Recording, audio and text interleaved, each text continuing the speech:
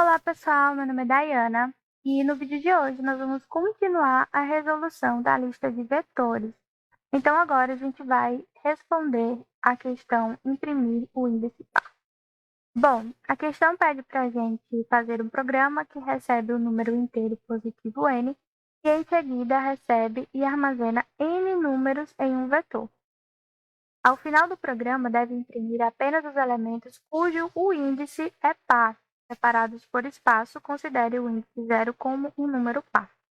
Então, pessoal, se vocês gostam desse tipo de conteúdo, deixem o seu like, comentem, compartilhem e não esquece de se inscrever aqui no canal. Essa é a forma de vocês me darem um retorno se vocês estão gostando desse tipo de conteúdo. Se vocês querem ver mais vídeos aqui no canal, deixem aqui nos comentários, beleza? Então, vamos para a resolução desse exercício. Como eu li, né, no início, na introdução desse vídeo, essa questão pede para a gente receber um número n e armazenar n números em um vetor. Então, para fazer isso, a gente vai olhar aqui o exemplo, né? Então, a gente vai receber o número 5 e depois nós vamos armazenar 5 números. Então, nós vamos pedir para o usuário digitar 5 números e armazenar esses 5 números em um vetor. Depois, nós vamos acessar todos os elementos do vetor e vamos mostrar apenas os valores que estão nas posições pares. Quando ele fala aqui na questão cujo índice é par, ele está se referindo às posições do vetor.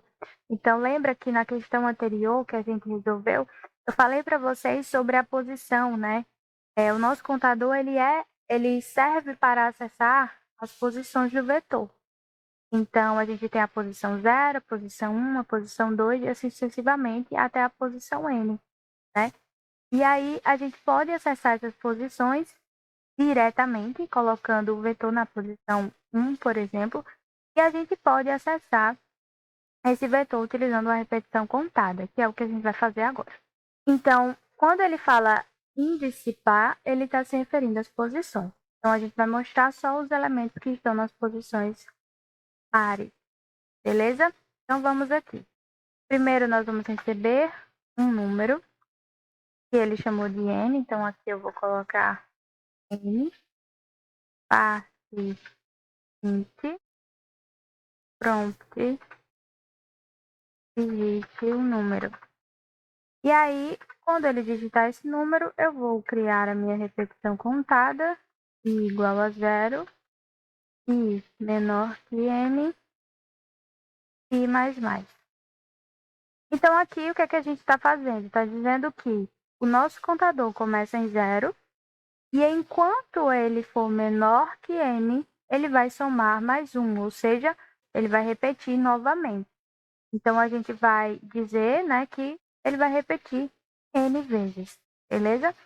Então, aqui a gente vai acessar as posições do vetor. Primeiro, a gente vai criar o vetor aqui fora. Vou chamar de v, certo? O meu vetor.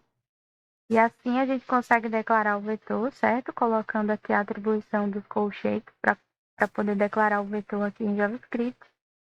E aí a gente vai fazer aqui que o vetor v na posição i é igual a parte int prompt. E aqui a gente vai dizer digite um número. Beleza? Então, aqui a gente está acessando a posição do vetor, começando da posição 0 até i menor que n, né? Então, até n menos 1. Se você for parar para pensar aqui, o i ele está indo até menor que n, né? O n não é igual, aqui não é menor igual. Então, o n em si não está incluso. Por quê? Porque ele começa em 0. Se ele começasse em 1 para repetir até n, a gente teria que colocar menor ou igual. Mas como começa em 0, por que começa em 0? Porque a primeira posição do nosso vetor é a posição 0. Beleza? Então, esse for aqui ele é específico para preenchimento dos vetores, com n números, né?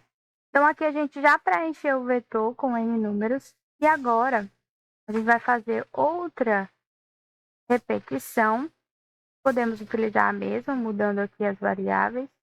Vou colocar j, certo? E aqui eu vou mostrar o meu vetor. Só que eu tenho uma condição para mostrar esse elemento do vetor, que é o vetor na posição J, né? Então, aqui eu vou colocar alert, vetor na posição J, é um do lado do outro. Então, aqui vai separar com espaço, certo?